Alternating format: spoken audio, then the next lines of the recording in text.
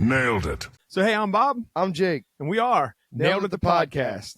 So, stopping in while recording this, a fine Sunday morning. Yeah, because this is our first morning recording. We've never rock done and roll an episode people like this. We're super well rounded in the morning. Jake and I had planned to record last evening, but that turned into watching a cool movie and falling asleep on the couch. So, that movie was really good. I wasn't sure what I was expecting. And for viewers and listeners, it was called the 4:30 movie. Yeah, right? 4:30. Kevin Smith. We're big Kevin Smith fans, and I had not seen it, and Jake had not even known about it. Apparently, Yeah, I didn't even know it was a thing. just came out last September. You know, obviously very limited run in the theaters, and I knew it's been on home video for a month or two now, but I just didn't get a chance to watch it. But great little 90 minutes. You know, all his movies are short and sweet to the point. He doesn't like long movies, and it was essentially the movie is a summertime story set in the 80s. It's basically a loose interpretation of what happened to him in that summer. Right. But young teenage guys sneaking in and out of movies, trying to get a date, things like it. It's very heartwarming, nice. It had the feelings of like an 80s feel good movie. Yeah, they did. He definitely went for that, which is what he grew up on. That makes sense. And it definitely had, not just obviously they set it in the 80s so that everybody was dressed in the look of everything, but it just felt like that it was filmed Kevin Smith style. Like you said, when the first frame came on, like, this looks like a Kevin Smith movie. Yeah, there was the certain cuts to different shots. I know I've said it a couple times when we were watching it. It felt like a Clerk style film, like it was shot in that same kind of handheld, or what do you call that? Almost like a found footage, but not found footage. Right. Where it's that handheld camera style that Clerks was, and it just had that overall feel that was a cool style that you don't see very often. Right. But it had that feel good, and I hate using the term vibe. Yeah, feel good vibe that those 80s style movies have. Yeah, it was definitely lots of packed with like so many cameos of people who are just friends with Kevin Smith. Oh my God, for everything. I don't want to ruin it for anybody. I certainly want people to watch this movie. It's definitely worth a watch. Like all his movies, they tend to do better later when people can watch them at home. Yeah. But yeah, the 4:30 movie. It's you can rent it. $6 or something to rent for the night, or if you want to own it. You're a Kevin Smith nut job. I didn't own this one, but now that I've seen it, it might be one I'll add to my collection. That is a good one. But it's definitely worth watching again too. I would definitely watch that. That's a movie I would put on in the background. Mm-hmm. That's like one of those, hey, let's throw this on while we're doing something else kind of movies. Right. It was definitely good. I'm sure you pick up other little things, and it was definitely an enjoyable watch. So, I wasn't what I thought our Saturday night was going to end up being. I had to cancel a show last evening with Fell from Zero because we had ice weather, so we kept it safe. So that turned into you and your girlfriend coming over here instead of us all being at the show. Yeah. And it turned out to be a fun little hangout. So, but here we are making up for it on a Sunday morning with our recording. Yeah, something we don't get to do very often, is just like hang out and do basically nothing. Non-music stuff. Yeah, just hang out, watch a movie, drink some beer and whatever. But yeah, now we're here Sunday morning recording. Yep. So, and doing our very first, hello to our very first live, Facebook Live. We're going to try and do more of these things. YouTube, probably once we get the YouTube up going on. And speaking of which, we did recently start a YouTube page, and I did go in. I talked to Jake about this last week before. After our last episode with our friend Chris Sheeler, go back and watch that one or listen to it wherever you listen to your podcasts. And I uploaded every video we've done. We didn't always show video episodes. We use them or use the audio, but everything we've done on video up till today is on our YouTube to watch. Some of it's unedited. Some of it has our opening line tags and stuff. Some of it's just the raw footage I put up, but you can we'll get to always see where we came from. And honestly, all the videos that are up are from season 2. Yes. We have one season 1 video when we tried, I believe. We tried. Is that where we tried it? And it was ugly. It was ugly. Audio we had to pull the audio from it from my phone because the audio on the computer was stopped recording for some reason. I have that video somewhere, and maybe it'll go up as a nostalgic thing. But either way, 99% of all the video, anything video we've done since we started this a couple years ago is on our YouTube now. So you can find Nail the Podcast on YouTube. So, but at some point we'll maybe move our live videos over to that. You got to build a YouTube page apparently a little bit before you're allowed to use Yeah. X amount of subscribers. So, push the like and subscribe button. Yes. Um, Like, subscribe, comment. Oh, look, someone liked our video. Hey, thanks, whoever that thanks. was. Sorry, we don't have our phones nearby enough I can't. And my eyes suck, so I see can't see who liked it. But thank you. We'll find it later. Well, actually, I can get to my phone. Look, live is going to make us super unprofessional. it. We should also preface the fact that this morning we were trying to figure out what we wanted to discuss, and we kind of just are doing what we do, and this will be a ramblings episode more than likely. Yeah, ramblings 3.0 or where we're at now. I can't see the comment yet because it only shows in real time, but I'll figure that out. I'm gonna figure out who did that. Thank you. We have 2 people watching. One of them's probably me. Hey, how you doing? Hey, yo, how you doing? What's Black Panther? This Black Panther. We were watching an insane amount of stupid videos on the internet this morning. We won't get into that. That would be a whole other show. But what's on your mind, man? We usually talk about shows and gigs and stuff, but this is one of those episodes we can just talk about it. It's been recently it's been just kind of dry with shows. We did a show over at the Naughty Goose. Yep, we did our first of the 4 winter shows at the Goose. Yep. I played a Falls gig, which I do pretty regular anymore, but show-wise hasn't been much. I know you and I have started working on a song this week. I would we'll keep it under wraps. It's something for my sister, something I was thinking about doing. Yep. One of her friends up north did a song this week and put it out for her, and I joked with my brother that he beat me to the punch, but I wasn't trying to rush things because, as you know, and anybody who listens to our stuff knows, I don't write fast or well, especially not instrumentally. Mm-hmm. But when I talked to you about it, you had some ideas already instrumentally that you worked out. Yeah. So that's coming down. I'm not going to rush through it. I don't think we're going to. I don't think it's ready for anybody to hear or anything, even parts of it, but because we barely worked on it. But that's coming, so that's cool. I don't get to, as we talk a lot, I don't get to get into writing much because I just don't. One, I don't care for my own writing very often, and I just don't. Sometimes I don't feel creative enough to write. But something like this usually gets me started, so I got a feeling there'll be other songs behind it just because. Yeah. And you got some new Listexia stuff you said you guys are working on. Yep, we've got a couple new tunes in the works. We were having a discussion as a band this past week that we are aiming. We won't confirm it or set a specific date to it, but we are hoping and aiming to have a full album by the spring. Excellent. Between the 2 songs that have been released, and we've got ones that are in the works and the recording stages and everything. I think at the moment we're sitting on 7 original tunes, and that's more than enough these days. But we're aiming to have a full 10 for an album, and it's one of those that we've got so many songs started, but only 7 that are finished, like start to fit, like from full songs. Yeah, full complete songs. And honestly, the biggest thing dragging it is the instrumental parts, because we know Dave can bust out lyrics in a day. Yeah, he is good at that. Always has been. Yeah, asshole. Yeah, we can't all be as good as Dave Zinkowitz. Oh God, I said that on the internet for people to see. Oh God, he's going to hear about it. But yeah, for Listexia, that's kind of where we're at. We're at with finishing the original tunes. I've been reaching out to a couple venues about trying to get some more shows set up within the area. That's one thing I've taken notice to. That's the difference between finding shows for us versus finding shows for cover Listexia. versus original. Yeah, never mind genres. Yeah, well, I think the genre thing is a big one too, is because like for us, like if I'm just trying to get us an acoustic duo gig or a Ghostlight gig, I send them the set list.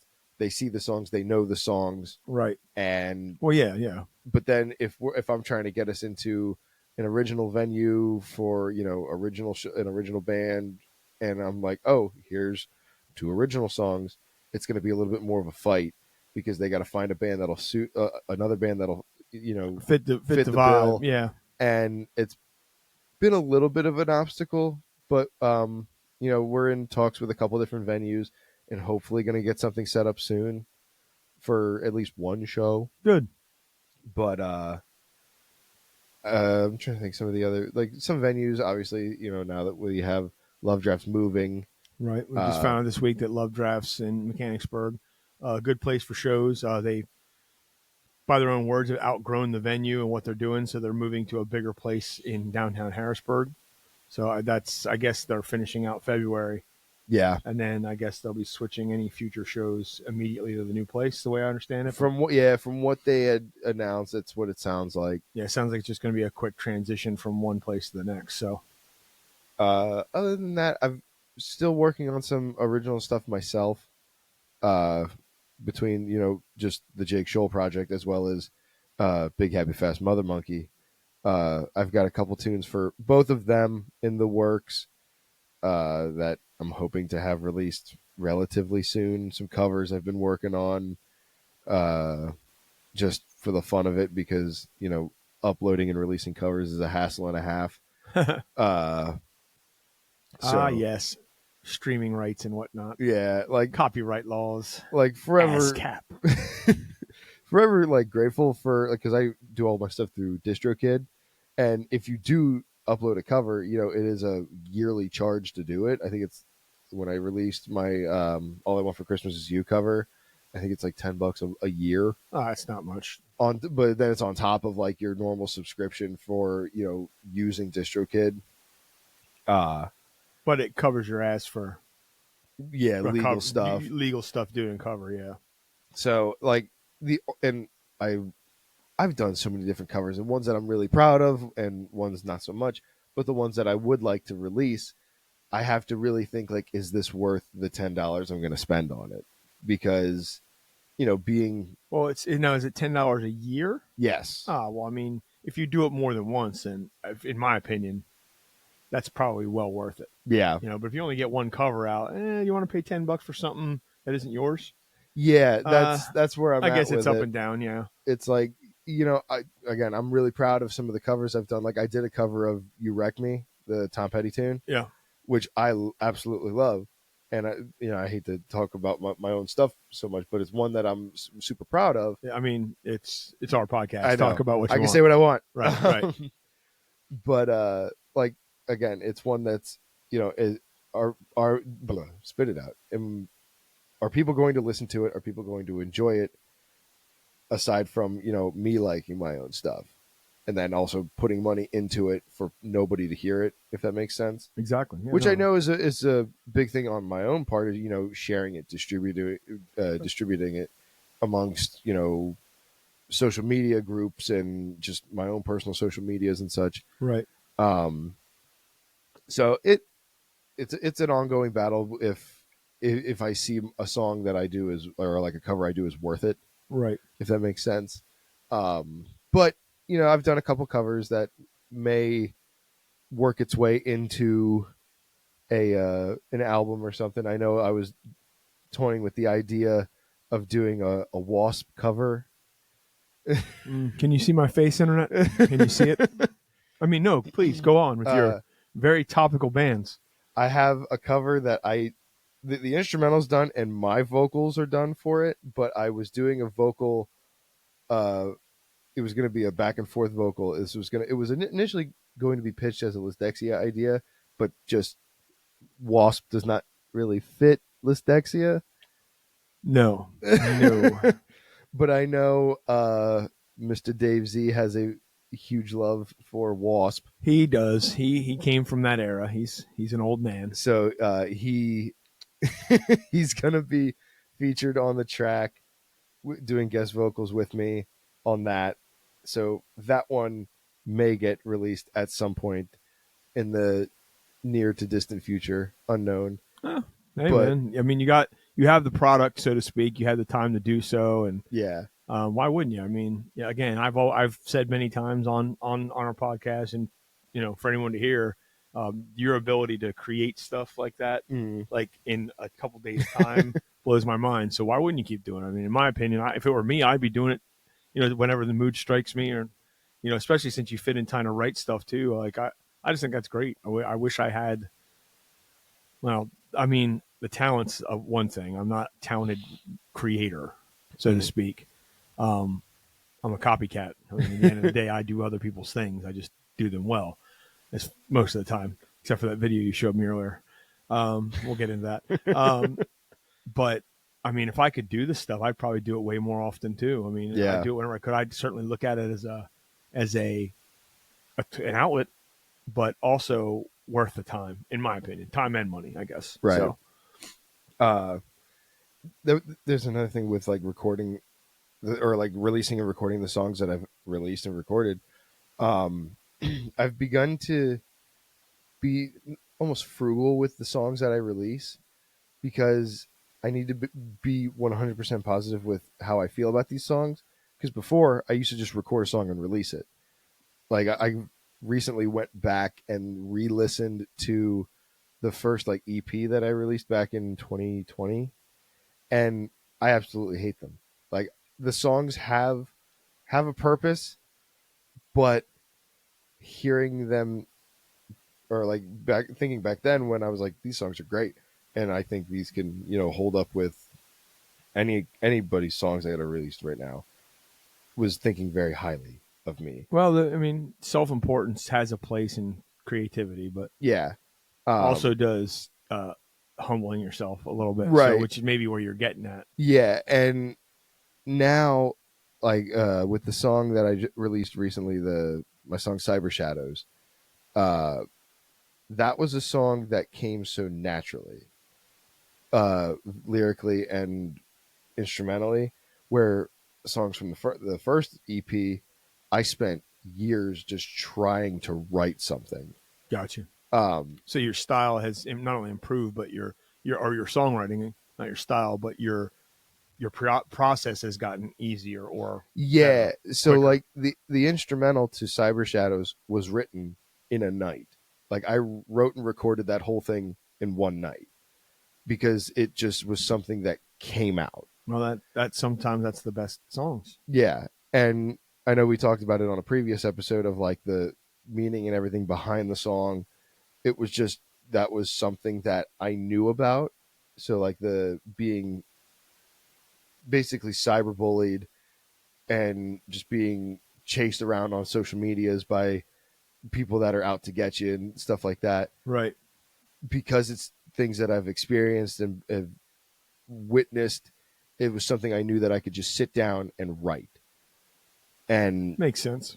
because going back and really understanding what I wrote about, feeling what I wrote about, it to me was a better song, if that makes sense. No, that's well, and that's isn't that how you're supposed to feel? Right. Like Like at the end of it, aren't you supposed to be proud of what you put out or happy with what you put out? I mean, yeah. again, you're talking from a guy who hasn't released an original song in 20 years, and the only songs I still do with Fell from Zero, the only way you're going to find those is live videos of us online from a few years ago, and we barely play the original songs at our shows anymore because we've come to run out of time, really, because people want to hear the covers. That's what, Right. because we don't play as much. So I don't have a lot of I don't have the release schedule. Let's say you do the amount of releases you do, but at the same time you want it to be out there for people to see it. Like Yeah. I would love for us to studio record those three songs. We did a home studio record them, but we never mixed them down, and it was basically scratch vocals. And we now that computer's locked away in storage somewhere, and I'm not sure it would be able to get those files back if we'd even want those files. Right. But now we're all in completely separate worlds and lives. Getting together to re-record is probably impossible anymore. Mm-hmm. So those songs may never have official recordings, but maybe I just move on to writing country songs. I don't know. I don't know. Wouldn't shock anybody at this point. Nah. But I mean, we all want to have our thing if we're doing it. Not everybody writes. It's not for everybody. Some people are just comfortable in a cover band, like me. Yeah. I'm comfortable singing other people's tunes and having a good time with folks. And if I get a chance to write something people enjoy it, great. But my days of thinking that I need to express myself by writing are long behind me, or that I wanted to get somewhere with my own stuff. I was never going to be that guy. It just wasn't. That wasn't for me. Mm-hmm. But you, on the other hand, put out a good bit of product, and you're still young enough that maybe the right people will hear it. Yeah. That's the dream, you know. But um, yeah, I got nothing against being able to record, and certainly I would be the same way. I'm not happy hearing my own voice on a recording. Oh, I hate hearing my own So voice. for me to sit down like you do and self mix or self Yeah. master, I just would never. I would never release it because I'd never be happy with it. Yeah. You know, or I'd always have some like I do at my solo shows when I manage expectations. I would literally release something and go, well, this is basically demo quality because I don't, you know, I would find a Yeah. reason to set it up for failure by telling people, hey, this isn't great, but there might be a reason. Yeah. No, maybe the reason is I didn't let anybody else hear it. Right. But who knows? I'm not there. That's something you know more about in life than I do. Yeah. Like, you mean like with hearing how your own product sounds? Like you record the product. For instance, you did that song one night. Yeah. Then listening back to it, you in your head were like, you know what, this is good. This has got to go. Yeah. But because you're the only one hearing it before anyone else, Yeah. you don't know. You may not. You might have a better ear for your own stuff now. But like, Mhm. even think back to your EP. You didn't. That just went out because you're like, that's good enough. But there's somebody out there that maybe you should get an opinion from. Yeah. Let's say it was me, or you're like, hey, let me bounce this off you quick before I release it. Or Yeah. somebody you know that works in the studio. Hey, you got 5 minutes? Yeah. Should I change something? Or another person you know that records that you like what they do. Mhm. You know, Joe. Yeah. Somebody, hey man, how's this sound to you? You don't necessarily feel, and you haven't put out anything that I've never said, dude, this recording is shit, Right. or anything like that. You know, because I'll give you an honest opinion. Right. I part of our friendship I appreciate, and but also, what if you let someone hear it that knows a little bit about recording, and Yeah. you know, you don't have to, Right. but are you going to look back on it in 5 years and go, I probably should have let somebody hear that? Like Yeah. EP, that wasn't my best. It was at the time, maybe because we all get better. Yeah. But what if someone would have been there over my shoulder to say, well, what if you try this? Yeah. That's the whole point. As I know from talking to people who spend time in studios, obviously I don't. That's what you get out of a producer and someone who's there is, hey, try it this way, try it that way. But I also think that probably I've known plenty of guys who write their own stuff that are so fixated on controlling what it is that is like it's foreign to them to ask someone to listen to it. Right. You know, you can go to a professional like you know, Caleb, our love for Beartooth, and yes, he essentially writes, plays, mix, and masters the whole thing. They don't send it out to anybody. Yeah. But he also knows what his sound should be, and they haven't put out an album that sounds bad. Right. Like he's at a different level of what I'll ever be, or even you're at now. Yeah. He can. It feels like he can put himself outside of what he wrote to properly master it. Right. And that's not saying he doesn't let the guys in to hear it, or like I doubt he's locked himself in the closet and the band doesn't hear the album until it's release day. Right. But I think there's levels of how good you are. He would probably admit that if once we get him on the show one day. Yeah. Yeah. He would probably say that when he first started doing it, he didn't think, you know, he's used to it. You know, I talk about it. He's already said there's at least one album he's not happy with. Oh yeah. Him. You know, their second album, their second studio album, he was unhappy. Well, but their first full studio album, What? Aggressive. Aggressive was the second one. Well, isn't Disgusting not quite a full album? Oh no, it is. There was an EP before that. They had the first one. The EP was called Sick. Yeah, that's right. Thank you. Wow, sorry, I'm really not a fan. Never heard of him before. Yeah, he didn't like Aggressive because the studio rushed him. Yeah. I never thought about it. Sounds fine to me, but you also hear the progression of how good the recordings become. Yeah. From there till now. So I guess that's if your only job though is to make music and write and record yourself. I mean, you can get real good in just a few years. So. Yeah. And you've done that. Yeah. You've gotten better in a few years. It's only been, 5, we're going on 5 years probably. Or yeah. So, yeah. Cause I released that EP. I want, it was either 2020 or 2021 or like real early. COVID days. Yeah. It was during the COVID times, days. Cause I during remember, the Empire.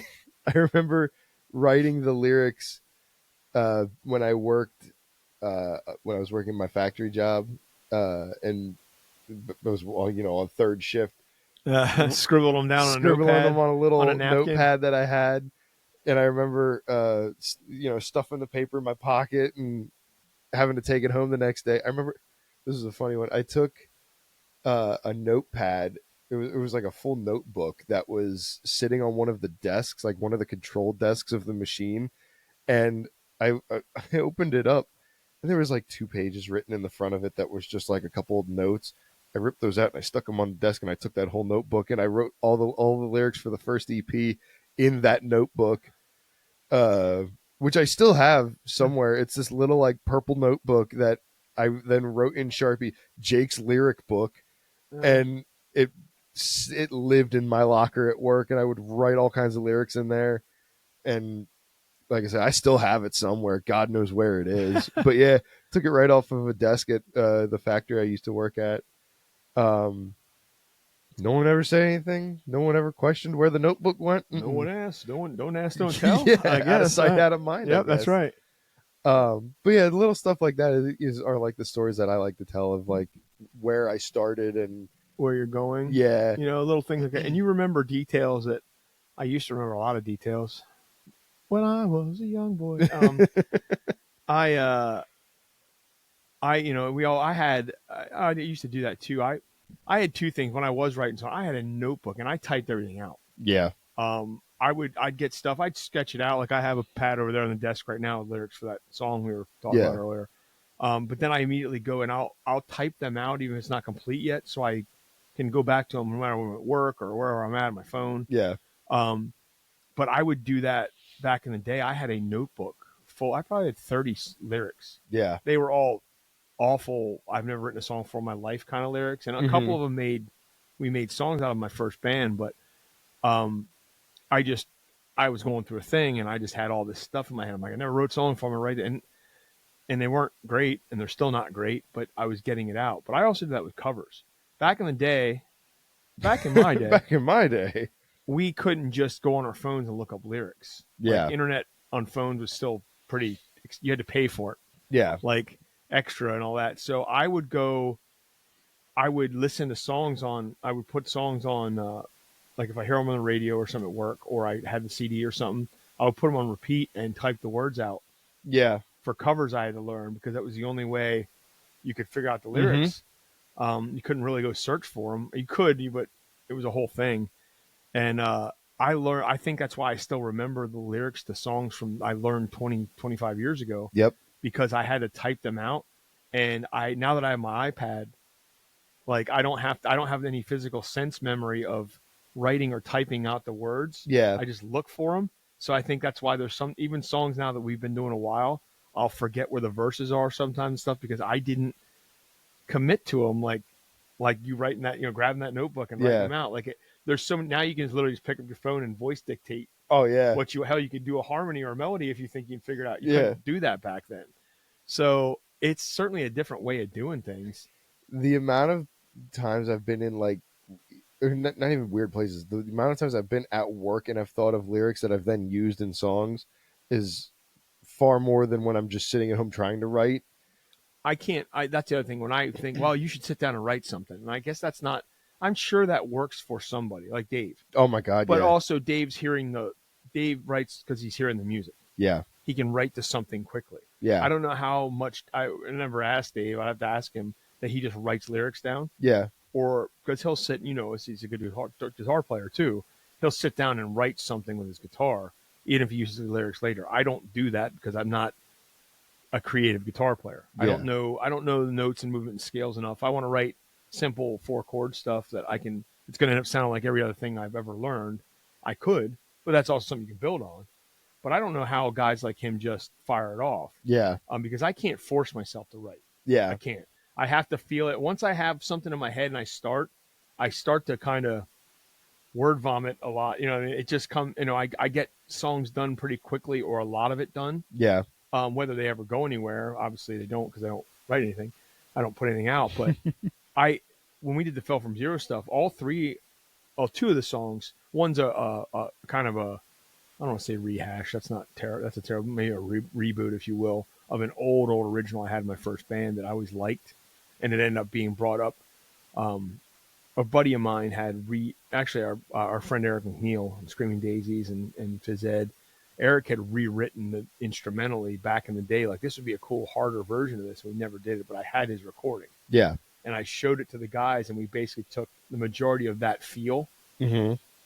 and I kind of updated the lyrics a little bit for the song Breakdown. But the other two I wrote when I wrote Sorry Not Sorry, our first original, Yeah. and that just flew out of me once I had the instrumentals. Yeah.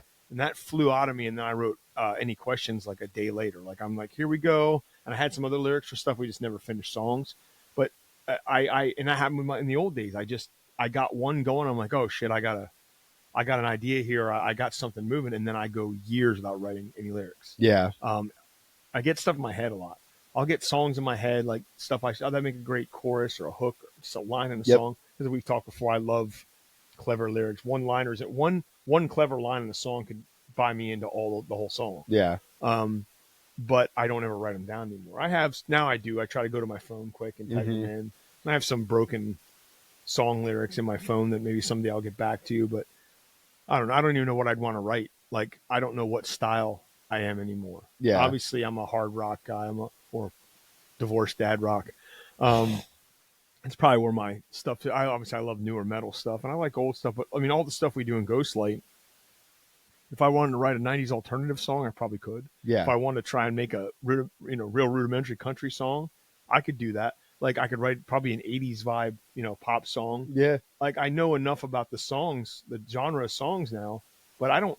I feel like I'm a rock guy. Yeah. But I don't know if that's what I would write. Would I be writing just an acoustic song now? Because that's the majority of what I mean, even when we play, I'm playing an acoustic anymore. Right. Like, is that where I am now? Just the folky, never folk. I'll never be a folk guy. No, nothing against that. It's not my jam. But I don't know what my style of writing would be. And I know you write a lot of different styles, but I do feel your vibe is 100% rock and roll. Yeah. Regardless of the modern or not modern or heaviness or whatever, whether it's your Alice Cooper influences or, jumping all the way up to Beartooth or something. Right. You have your songs are rock songs. But I also know that you are creative enough, in my opinion, to write anything. I'm talking about like I probably could. I know you were like, well, if I got to write this 60s Beatle-esque tune, I'm going to write this quick. And you could probably figure that out. It would take me weeks to figure out exactly what I want. If someone said, you see all these jokes for guys like, like the videos we always see, like what if this band played this band? Kelly Clarkson in the style of System of a Down. Or yeah. Like, and those guys, I don't know how long it takes to make those videos, but probably not long. Yeah. I couldn't even begin to think, oh, wait, what is System of a Down style? What would that, I know their songs, but what would I have to play to sound like? Like, I can't pick it out. You can pick out tunings or you can pick out their specific rhythm styles and, they chug here, they don't. Yeah. Like, I would be like, I can think of every one of their songs in my head and not how to do that. Right. Not how to do something like that without just copying. Again, maybe it goes back to being a cover guy. I know the songs. I don't know the style of songs to play them or the feel. But, like, I don't have that ability where there are a lot of guys who do. Yeah. That can just go like, well, yeah, you know what? I want to write a Creed song. Yeah. Well, it has to have this kind of notes and this kind of tuning and this kind of harmony. Yeah, like they mainly play in this kind of a scale or like a major scale or minor scale. Yep. And that's why there are people that are better suited for that stuff than me. I'll just roll in, sing the songs. That's like the 2 Lady Gaga covers I did. Right. Where I was just talking about this the other day to my older brother. Is like they like her songs specifically, Lady Gaga's, her songs translate so well to metal. And well, I mean, that makes sense. She's a bit metal herself. Yeah, well, like we've heard like the Hailstorm version of Bad Romance, killer cover. Oh yeah, I covered that particular version of it for years. Yeah, and I just being a Lady Gaga fan like I am, I would listen to some of her tunes. I was like, these have such a driving beat to them that it would take next to nothing. Would take next to nothing to turn them into metal songs. So I did it. I did one as a just to try and prove myself right kind of deal. And so I took her song Judas and made it heavy, and it was awesome. And I was like, why don't I like? I'm gonna try some more of these. Why haven't you just like done a bunch of Gaga songs heavy and put them out? Make an EP out of them. Same thing of having to pay for it because I'm using her vocal tracks. Oh, that's right. I Oh, use her. that's a way different thing. Yeah. Yeah, like I'm doing Well, all the then music is just myself. put them out on like YouTube. I do not own the rights to this song. Yeah, you Yeah, cover yourself. maybe I'll Worst they can do is tell you it's an infringement. They take it down. yeah, I mean, maybe I'll do it on TikTok and get TikTok famous as the Lady Gaga metal guy. Like, Well, I mean, careful. What if they take TikTok away again? oh yeah, None of us can ever buy a new phone now because we won't be able to download the app anymore. um, excuse me, but I just did one recently to one of her new songs, her song "Disease," and that one, I think I like way more than the Judas one. I love them both, but I I do so many of these songs of her songs, and it's so cool, which is why I've been wanting to do that project for the longest time of a metal Lady Gaga tribute band. Oh, And it's exactly that. It's what I've been recording. It's the metal versions with a female fronted singer that we do those songs but metal. that's a good And idea. I've had That's a real good idea. I've had a Actually, few people reach out to me about it. Like I know people that would be into doing it, and it's something that I need to like with this being a like almost like my baby. Like this is my project that I've been wanting to do.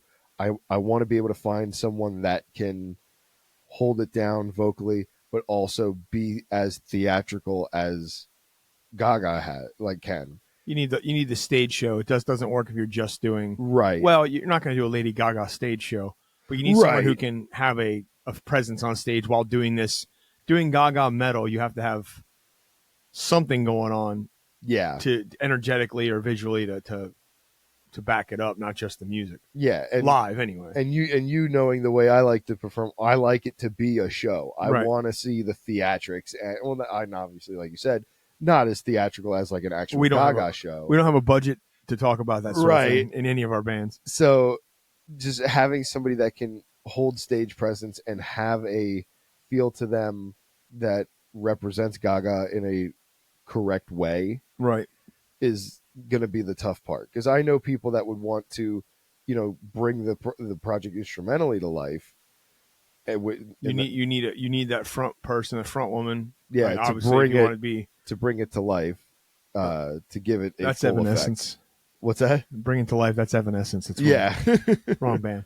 But yeah, that would be a project that I know I've mentioned it a couple times. I would still love to bring to life because, not to pat myself on the back, but I think I did a cool rendition of those songs. Oh, listen to Mr. Humble bragging. Right? No, but you're right.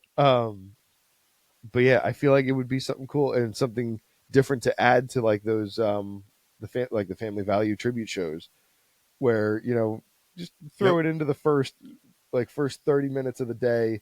Oh, like I don't need a big set. We'll do the three or four bigger hits of hers and be done, just so people can hear like, hey, these songs are pretty cool, like heavy. Yeah, that's a good idea actually. We're So- we're we're looking at building. Speaking of tribute shows and stuff, next to nothing. For anyone that doesn't know, is my Breaking Benjamin tribute band. I don't like using the word tribute, but that's just what we are, I guess.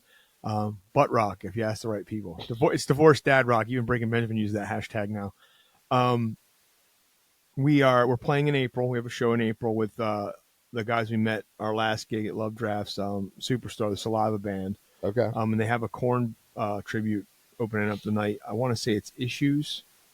I'm sorry. I apologize to those guys if they hear this. I don't.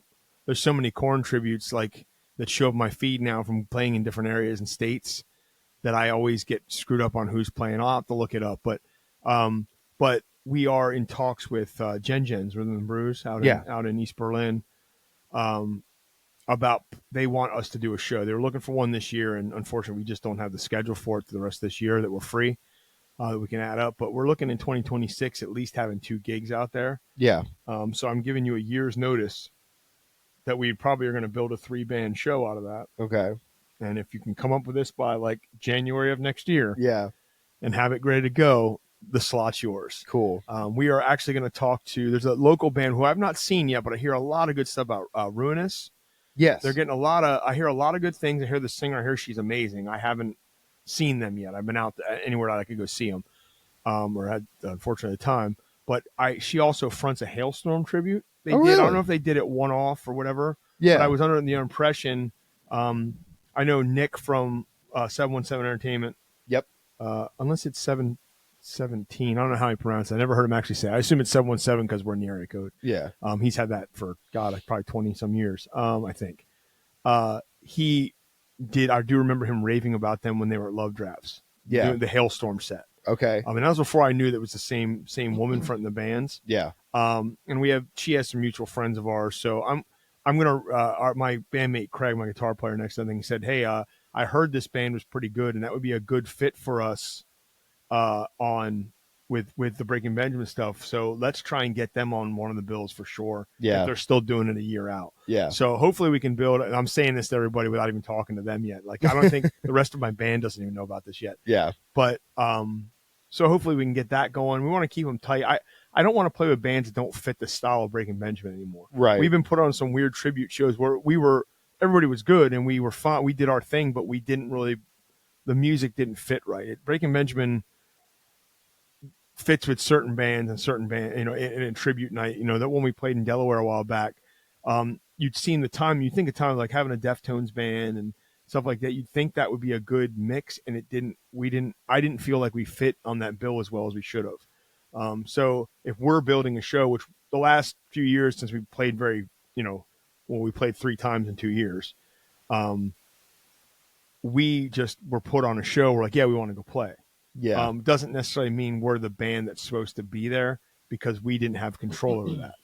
Us booking our own show, we're going to book shows around we want everybody to come and have, everybody you want everybody to enjoy everybody. A lot of those tribute shows, the idea promotional wise is you get genres that fit together or music that fits the same genre, not necessarily the same stuff, but it draws in 10 different crowds. Yeah. If we're doing a smaller 3-band show that we're in control of at a place in a smaller venue, I want that to be a night everybody comes and stays. I want them to come for us, but I want them to be able to enjoy the other bands. Right. And if you've got Breaking Benjamin fans there, you want people that enjoy that style of music. Yeah. You don't want to bring in a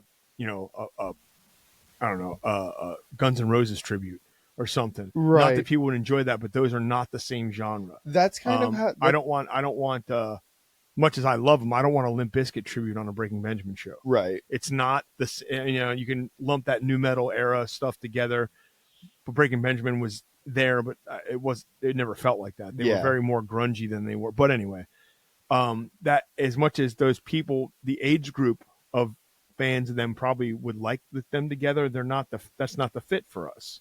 I'm not saying we wouldn't do a show with that kind of lineup if someone called us, but I'm not going to build a show around that. Right. Well, that's kind of like how recently I saw it was at Love Drafts like 2 weeks ago. I think it was Stricken with Made in America. Yes, it was just that might have been last weekend. Yeah, I knew it was fairly recent.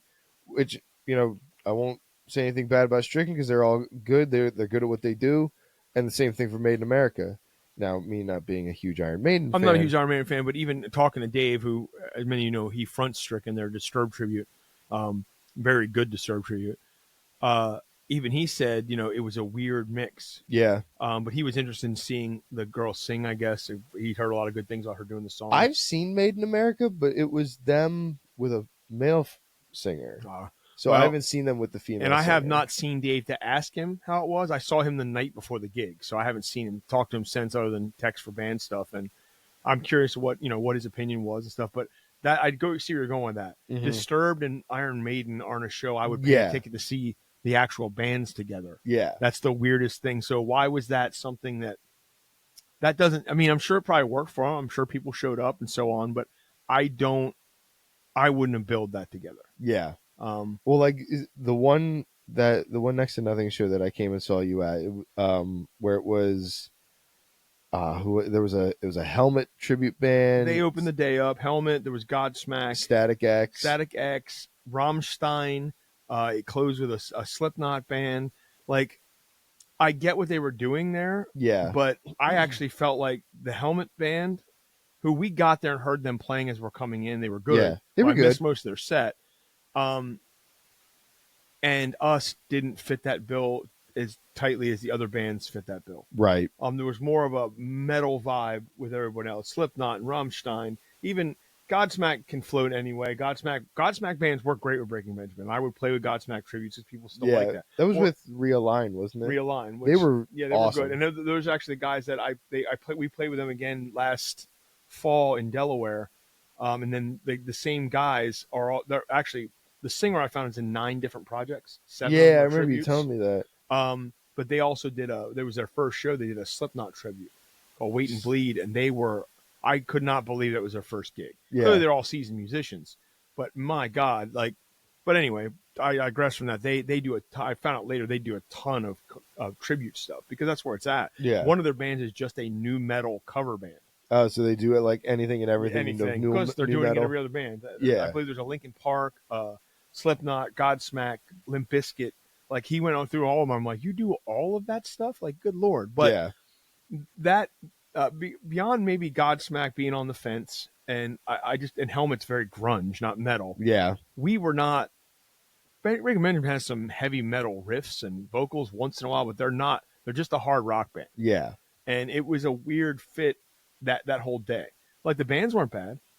It just that's the thing I'm talking about. We got put on. We wanted to play. Yeah, we can do that, but we're not maybe the right fit for this style of people. Like unless you're getting those rare people who're just like, I love all of this. But yeah, I don't know. But that's and coming back around to it. I think your idea just having like doing 4 or 5 of those popular Gaga songs as an opener yeah, would work with us. yeah, That style will work with, especially if we're bringing like a Hailstorm tribute yeah, or something like that.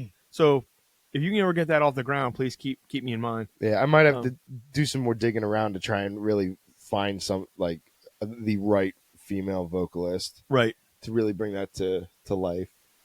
Because, like I said, I can get guys to do the instrumentals. Right. Right. Well, yeah, that's not going to be as hard as finding the right front person. Yeah. You need to put the vibe out there. Maybe this will be something. I Yes. think we have ones of viewers today. Social media, please. Yes, please help us. Well, that's it. That's a good thing to look forward to.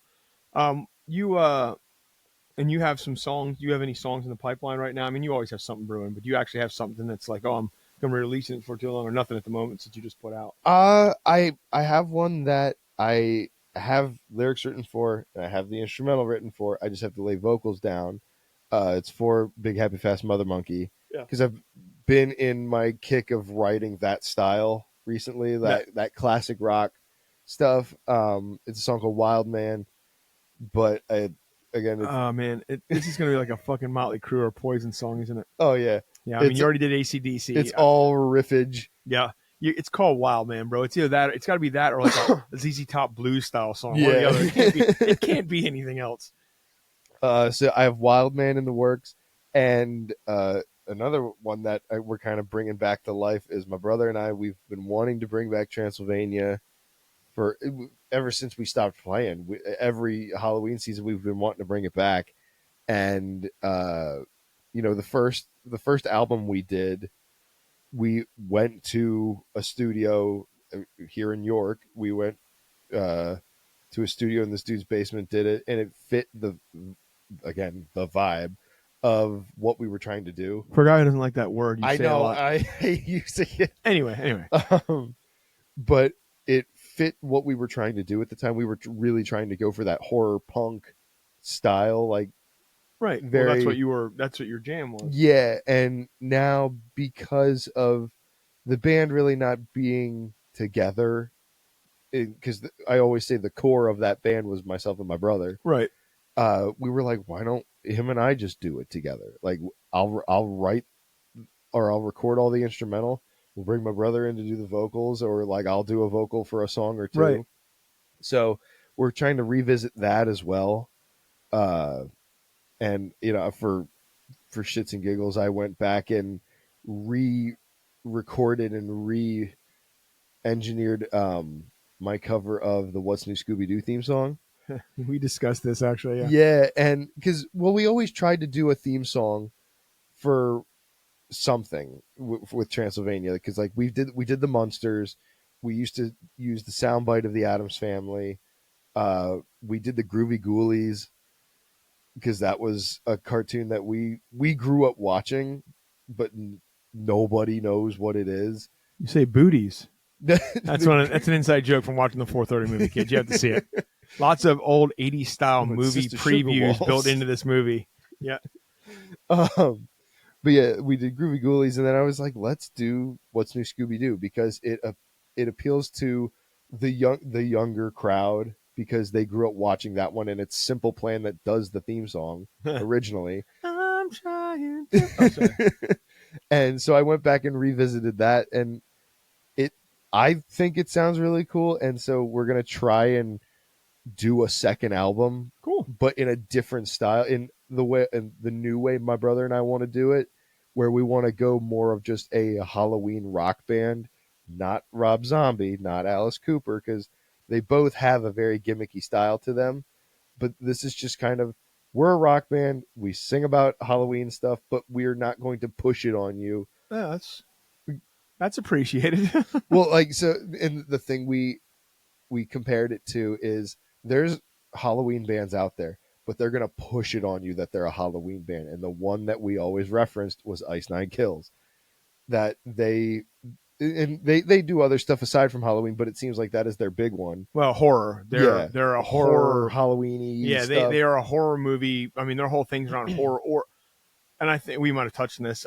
Even their album before that was all about, more or less about books, but a lot about Poe and basically horror novels. And Lovecraft, and they're very horror, for as a broad term. They're horror centric. Yeah. But they did all those horror movies, and you immediately think Halloween with horror movies for some reason. Like, I can go watch a horror movie tomorrow that has nothing to do with Halloween. Right. You know, Nightmare on Elm Street is not a Halloween movie. Right. In fact, the only one really is Halloween. And like, what's Pumpkinhead maybe? You know, like there's things that are Halloween based. Yeah. Probably a Leprechaun movie, but they're not scary. They're funny. Yeah, I love the Leprechaun movies. But I see what you're saying. I wouldn't say I'm going to defend them, because I love that band. Yeah. Oh yeah. In their mind, they're one of the best live shows I've ever seen in my life. They don't push on it there, but that's their gimmick. Right. Like, they don't go out, but they do go out. They push it in a sense, like their merch and what their whole bit is. Yeah. In the same way that Rob Zombie doesn't, I don't think, White Zombie, let's say, for instance, didn't push it that way, but you looked at him, knew that was their jam. Yeah. And when the guy starts making horror movies, when he directs, you understand that's his whole lifestyle. Alice Cooper was all about, I always felt like, because I'm not a big fan, but I grew up in a time when you knew who Alice Cooper was. Yeah. He has a certain way about him and a look on stage, but I wouldn't look at Alice Cooper and go, man, that's a horror guy. Especially now that you see him do interviews and talk. He's like the nicest, like, upscale white dude in the world. Just goes out, plays golf golf all the time. He's really well, thought and articulate. Kiss is one that pushed their thing down your throat. Yeah. They are not, and again, that's not a horror thing. That's just the makeup and theatrics. Yeah. You get that vibe because of what they do, and Gene and his tongue, and the fucking axe bass and whatnot. But they push their shit down your throat. They force what they're doing on you. Yeah. And maybe that's one of the reasons I'm not a huge Kiss fan. I'm not a big fan of the music, and I never was. It wasn't my thing. It was never against anybody who likes Kiss. Yeah. But I think I don't need you to push your agenda on me, right, as they say nowadays. And I see why you wouldn't want to do that. Yeah. And so with Transylvania, we always wanted to be just like, when my brother and I talked about this, we basically said we wanted to do like the Ghostlight radio show feel, but for Halloween. Like, we wanted to be a Halloween party band.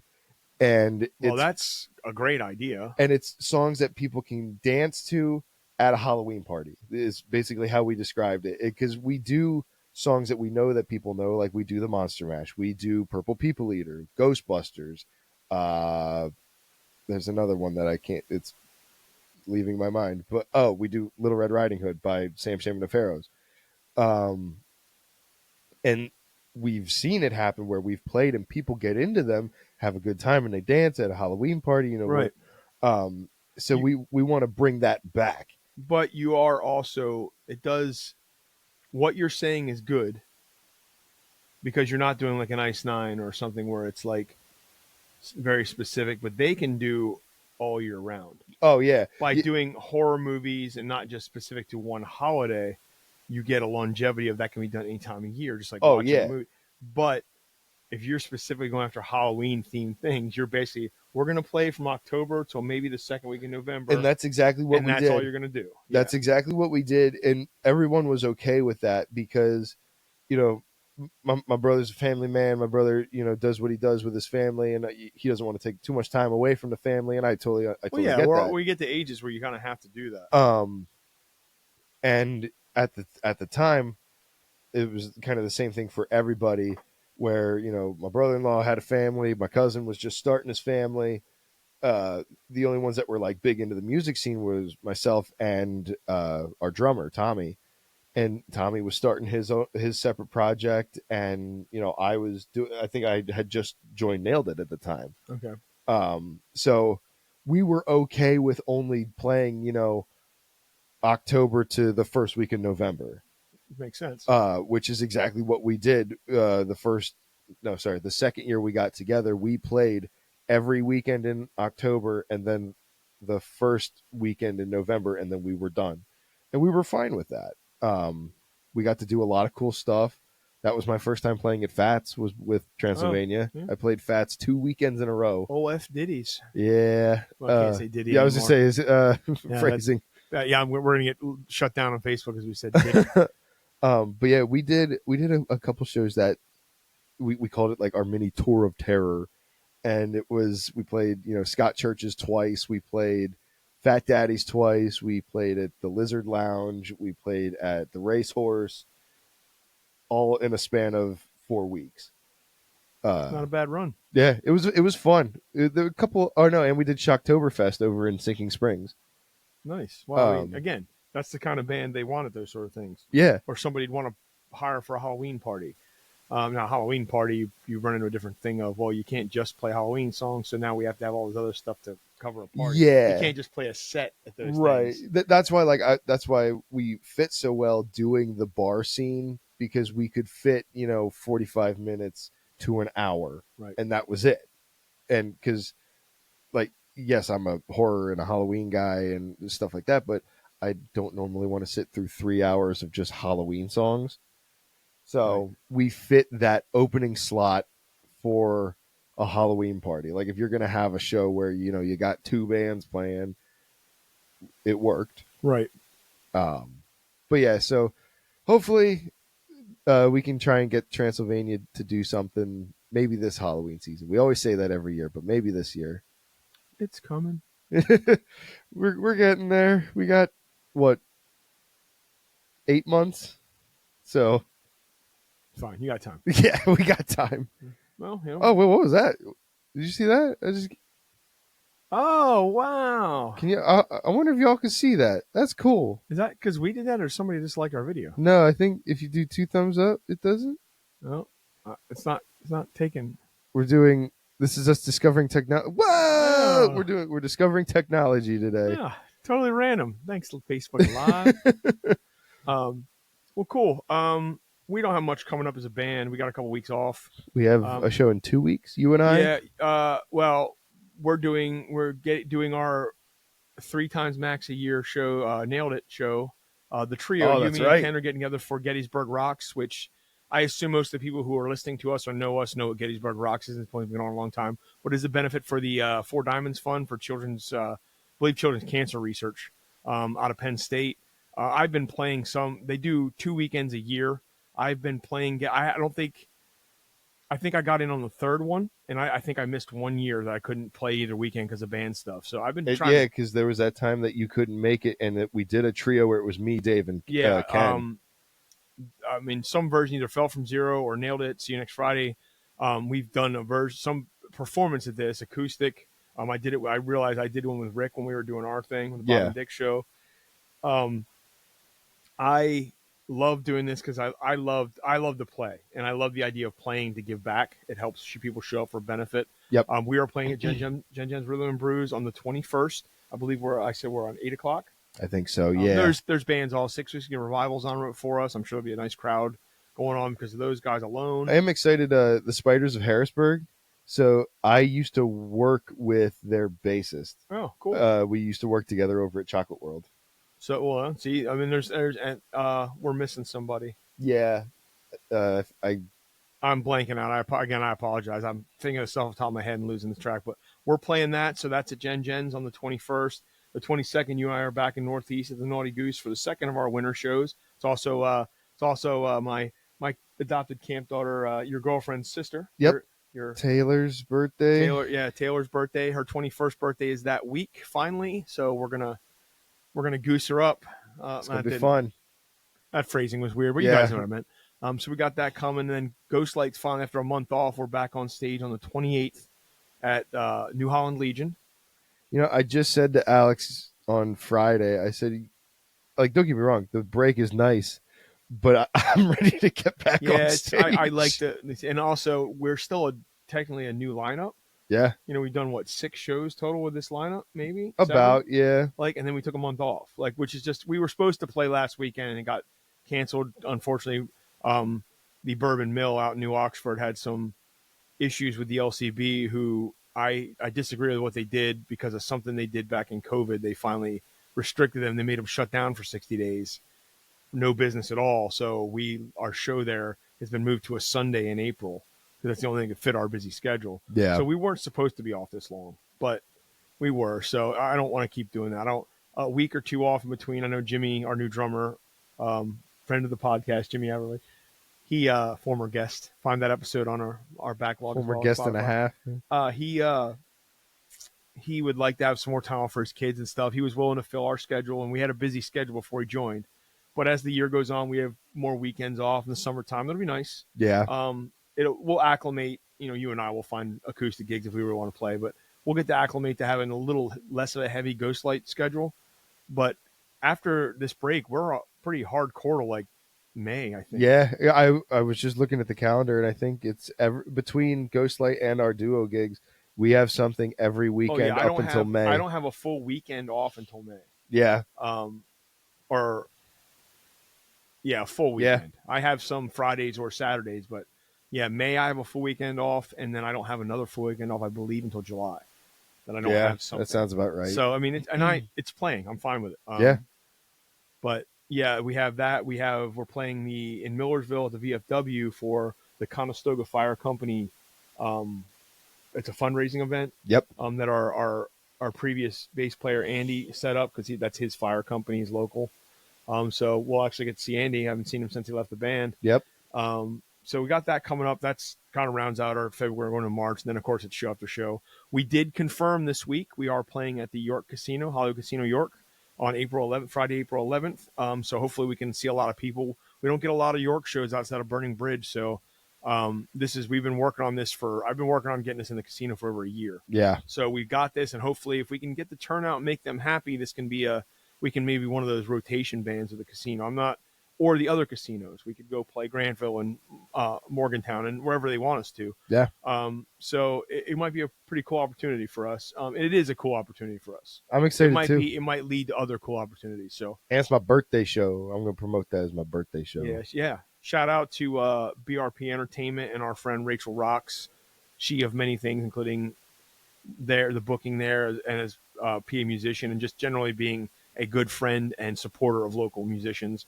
Rachel has been a friend for, almost as long as I've been doing band stuff. So through PA Musician. So I'm glad that she took over that route because I don't want to say gave us an in. It sounds like we're getting favoritism. We're not.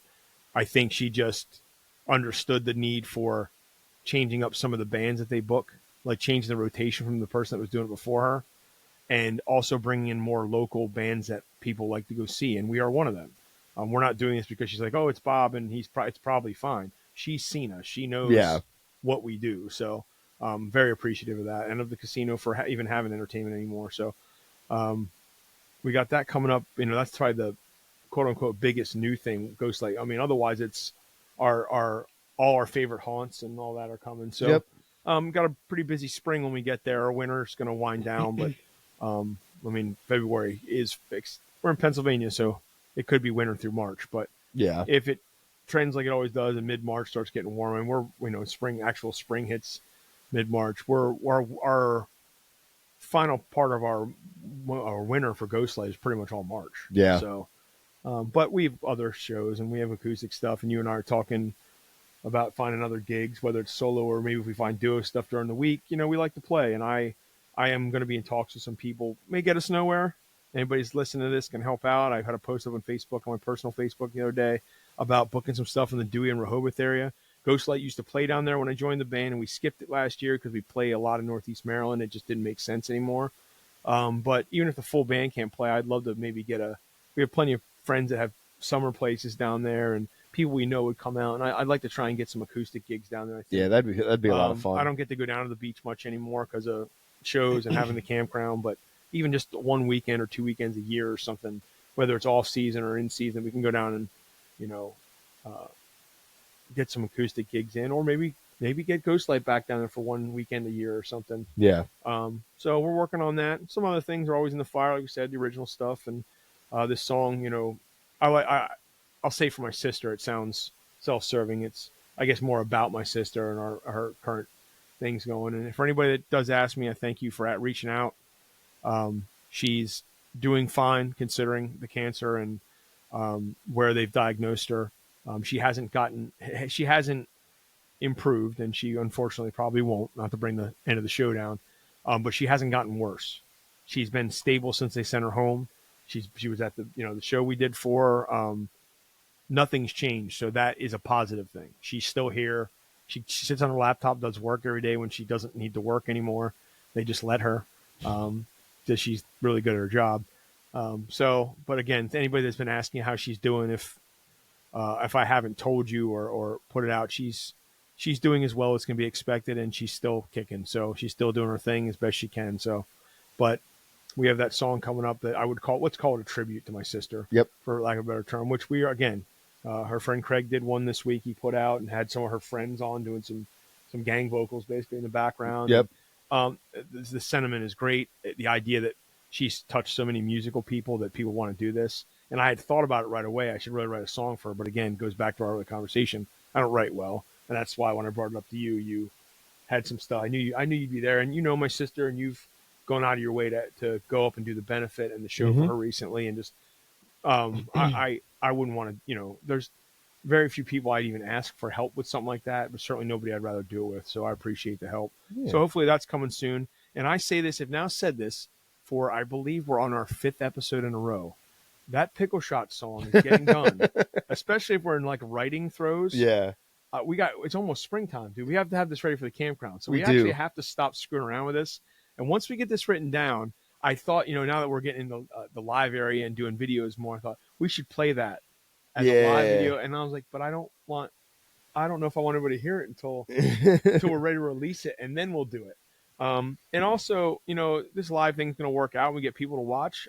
We'll promote it better. We didn't tell anyone we were doing it. Yeah, we just kind of did it to do it. But if we get this worked out, maybe we can do some live performances. Yeah. In lieu of, hey, we couldn't get a show this week. We have a Thursday night off, and hey, man, you want to get together and do an acoustic and on a live stream? And, yeah.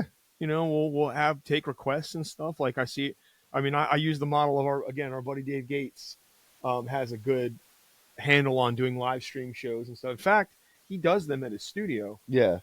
He's like letting bands come and do live streams, and he engineers. Maybe we'll make a night. We'll set something up with Dave. Yeah. Set up Dave, and we'll do a live stream one night from his place, his cool studio. So lots of options out there. So we got things. We're always busy. We keep things busy, and I did appreciate the fact we had time to get together. Very unplanned about, hey, let's just record since I don't have a gig and we have time. That we can still get together and have a ramblings episode. We tend to have those at least once a season now. Yeah. Which is cool. We don't always have to have a topic or a guest, although I do enjoy it. And again, we are still looking for guests. We have a lot of people we want to talk to and try and schedule. We have a couple more or less in the pipeline. It's just figuring out dates. But if anybody's interested in being on the podcast or knows someone that you think would be an interesting guest, and I don't care if they've been on every other local podcast, we have things to talk about. Please reach out to myself or Jake or to the the podcast page. How many pages I have? 17. Reach out to us and give us some suggestions, or private message us and say, hey man, I'd love to get on and talk about my new album I got coming, or my paintings I do, or hey, I make spices and sell them at flea markets. You got an interesting story to tell. That's something that we can relate to. We're not a music podcast as much as we thought we were going to be. Right. We are music oriented, but we're kind of open to any topic. Yeah. I was going to say into anything, but the internet will take that from me. Phrasing. Yes, phrasing. I'm not going to say I'm into anything without the $20 because $20 is $20. But anyway, so I think that probably wraps us up for today. We I think got so. stuff. There is one thing we didn't talk about. Real briefly, we'll talk about. It's Super Bowl Sunday, Jake. And It is Super Bowl Sunday. I know a lot of our fans, especially a lot of our music heads, don't give much care to the sports ball.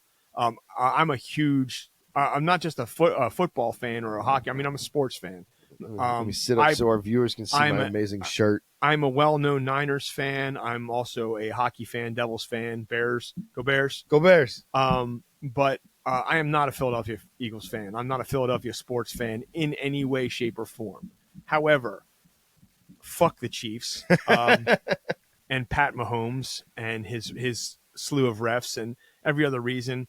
Nevertheless, I have a personal reason for hating because they beat the Niners twice in 5 years in the Super Bowl.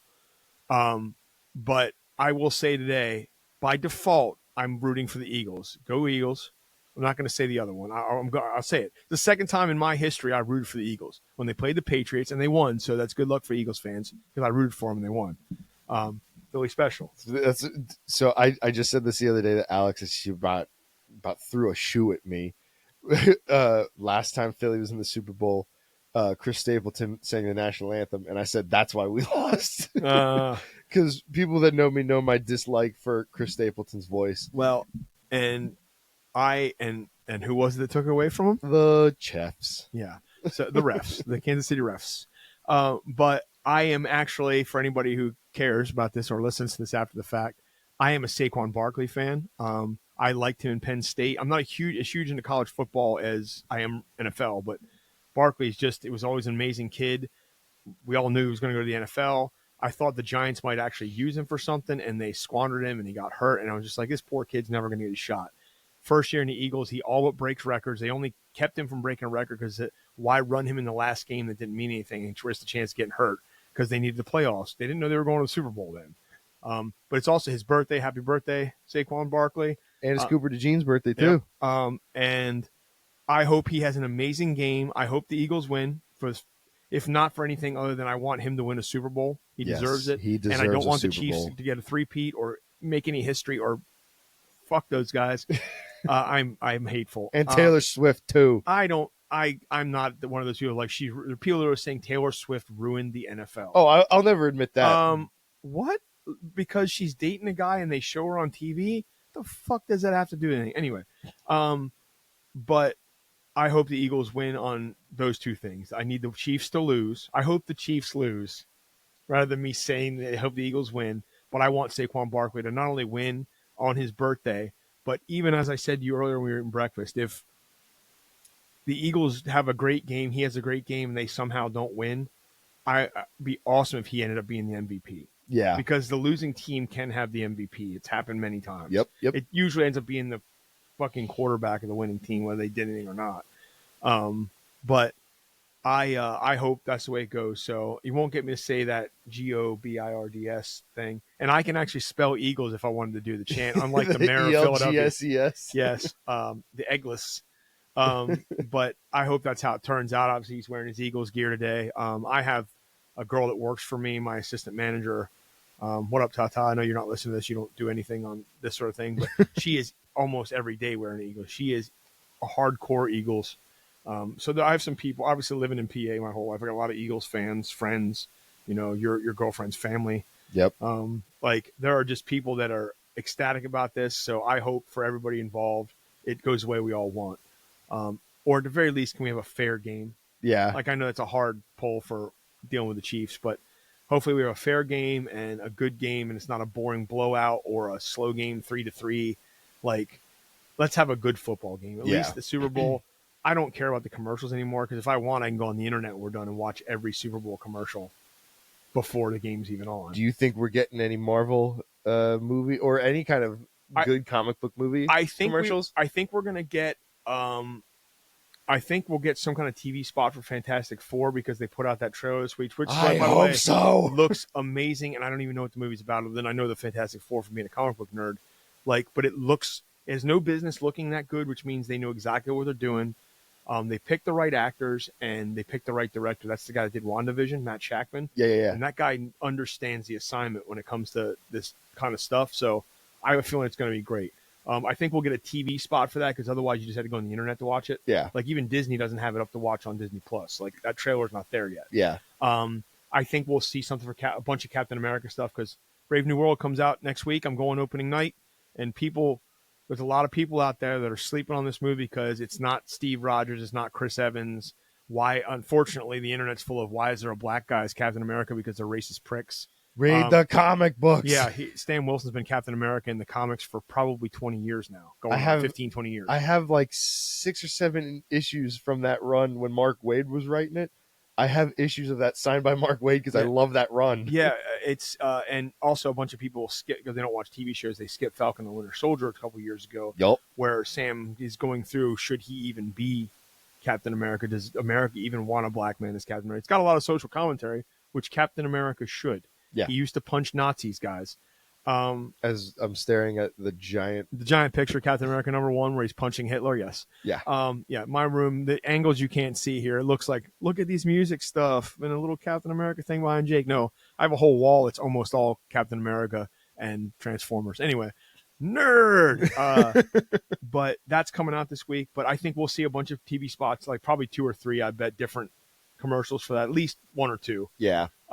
Hopefully they're going to show some more Thunderbolt stuff. If anybody's not watching that movie, I forgot about that. That movie's got me hyped for no reason. It's like Marvel's Suicide Squad, but it's all characters that I love from the movies they were in, and it just looks fun. So, Fantastic Four is the one they're going to push. Yes. So I assume we'll see some of that.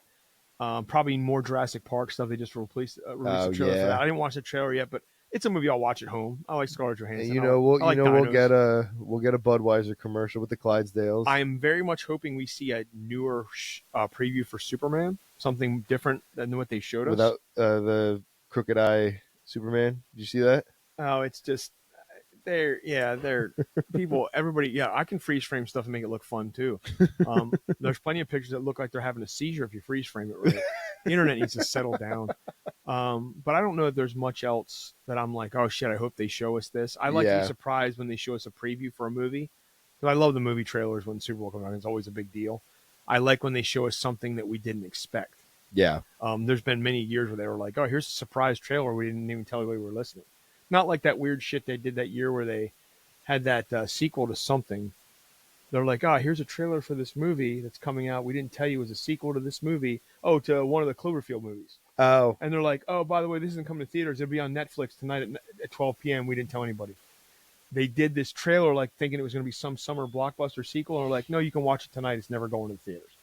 And apparently it was terrible. I never watched it. It was terrible, and it bombed badly for Netflix.